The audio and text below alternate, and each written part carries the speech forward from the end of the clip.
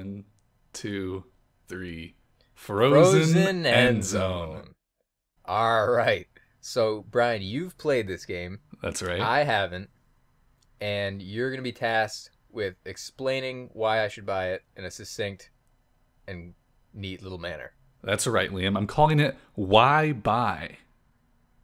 Right. You're calling it that because I came up with a name. Well, let's not get caught up on who did what exactly. But the point is, Frozen Endzone is a new game on Steam. Just came out a few days ago as of this video review. I have seen the trailer. I should say that. It is... What was the trailer about? Anything? Any cool action in there? No, but I do know that the guys that made it also made another game that I played and didn't understand at all. So you're going to have a rough go with this. I think we tried Frozen Synapse a while ago and we couldn't really understand what was going on at all. It's not really a popular genre. Like, it's kind of like a unique little niche game, I feel like. So I take it you understood this since you're reviewing it? Yeah, I got a lot further in this one than I did in Frozen Synapse, which is good. Right. I like it. I think it's pretty fun. So pretty much it comes down to this one main point. It's turn-based, first off, so it's not like live action. And you have a team of 5 players, of which you get to make your own names and nicknames and stats and all that. And once that. Yeah, it's pretty sweet. And if you're That's like, what's that game from the Wild Wild West where everyone gets dysentery? What? Game. Oh, Oregon Trail? Yeah, man, that was the first game that had that, I think. Yeah, I love that. There you go. So this game is pretty much a direct ripoff of Oregon Trail, except it's about robots, football, and turn-based strategy multiplayer online games. And what is this game called again? Frozen Endzone.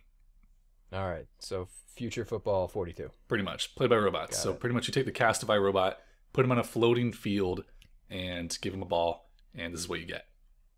All right, so explain to me what I'm looking at right now. This is just the main menu here, and it's not too prettied up. It's pretty basic, does what it needs to do. Not like too many frills. There's a little picture in the back. And I don't like my games gussied up. yeah, so this is perfect for you. It's very, it's just good utility. Not worried about all that nonsense. And if you go to options right here, the options aren't that crazy. I mean, quality of graphics just from minimum to ultra, volumes, SFX volumes, etc., etc. But then the cool part is here, you can edit your handball team. And here you can set the names of every player. Why didn't you name one me? Thought we were friends, dude. I didn't want to get sued, to be honest. But I have all the classics here. I got Randrew Warhol, who's pretty cool. Frank the Tank, which is kind of annoying that all of your players need a nickname instead of a surname. So a surname is optional, but the nickname is required. So it's like something needs to be in quotes. So Lucy Carmichael. And you could also go through all the stats here. And you can see at the bottom there's a little energy bar. And so for every stat that you increase, it takes away the total energy you can allot to other stats. Pretty basic stuff. But you want to make sure that's either at 0 or above. But if it's above, then you're kind of wasting energy.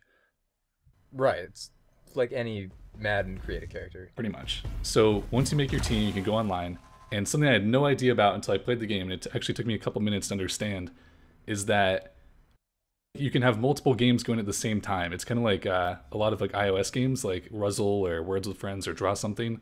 So you can. So it's not like at all like a regular like football game. It's completely turn-based. Yeah, exactly. So you choose what all your characters are going to do, and you click each one, and you tell them, all right, go around this corner, go up here, intercept this, block this.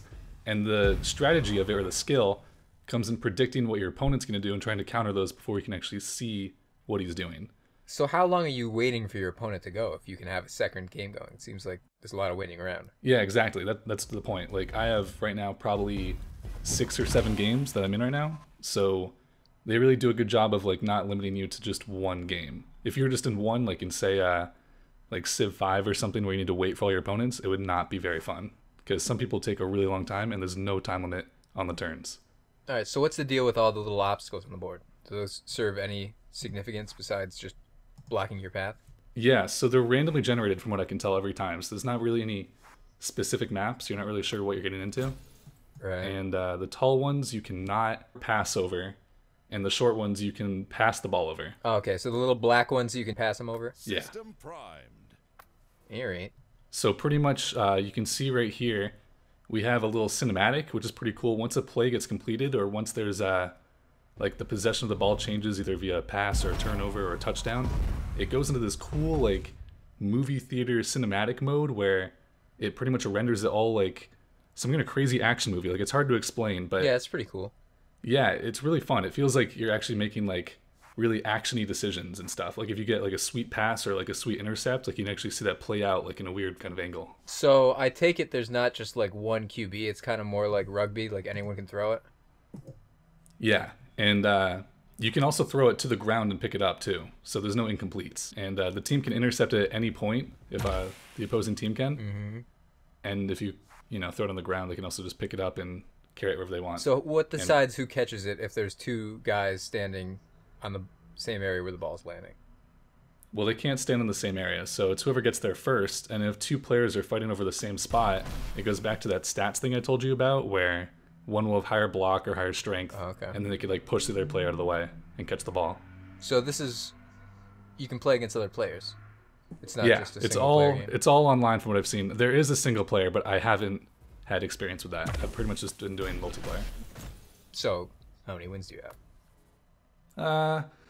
That's not really important. That's kind of out of the scope of this this review. I don't really want to brag about it, You lost the match. The maps are different, and not only like the obstacles in the maps, but the actual environments around it. Like there's like a lava pit map, and there's some that are like in a big like built up bright city.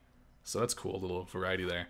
One thing that's very annoying is that you can see at the bottom of the screen there's a little timeline, and so you can like replay what just happened, and you can go back earlier in the game and catch up because you have like who knows 10 or 20 games going at the same time, so you need to remember what happened. Right. So you can keep trying your moves over and over. You can keep like playing the moves and seeing what you guys are going to do, if you're going to make that pass or not. And then when you're happy with it, you click prime. And what that does is it says, all right, I'm committed to this move. I'm going to put it forward and I can't change it anymore. And it's really annoying because every time you hit prime, they have this announcer that comes on and is like, System primed. And there's no way to turn him down. He's like 100 times louder than the sound effects, and he's not tied to the volume of the music at all. So you'll hear that exact phrase. There's no like changing of it at all, at least like 200 times within like a 30-minute period. So how long is like one player's turn? Is there a limit to it, like chess? There's no time limit. So you can just take as long as you want? Yeah. So I mean, people obviously will vary. Like some people get really strategic about it and go through 100 simulations before they're happy. Like I have one game going right now with a guy, and like in between him doing one turn, I might have done a complete game with someone else. I think it's pretty cool. I haven't seen at least like the genre wise, I haven't seen anything like this on PC before or had experience with it. It seems really popular with like phone games where you have multiple games going on, but I feel like it lends itself pretty well in this game to PC. So this is probably the closest I'll ever get to playing a sports game with you. Yeah, pretty much. I don't generally play like Madden and FIFA and stuff like that, but add robots and I'm all over it. All right, sounds decent. How much is it? It's $24.99 on Steam right now, as of March 13th. All right, should I give my final analysis on whether I'm going to buy it or not? Yeah, what do you think of it? All right. Go on. For one, System primed. you've been playing this game for a while, so you're obviously better than me. And since you're the only person I'm going to play against, that's going to be very frustrating to me. And I don't like turn-based strategy games that much, but I do like sports games. So I would try this game if it was cheaper. So this is a game that I'd wait and see if it was on Steam sale. Then I'd probably pick it up. To be fair, you said that you're only going to be playing against me, but I feel like they really made the focus of the game having multiple games going at once. I don't think you're ever going to be in a position where you only have one game going at a time, because that's not really how this is meant to be played with the waiting aspect. Right, but I feel like for $24, you've got to give me like 40% of a Titanfall value.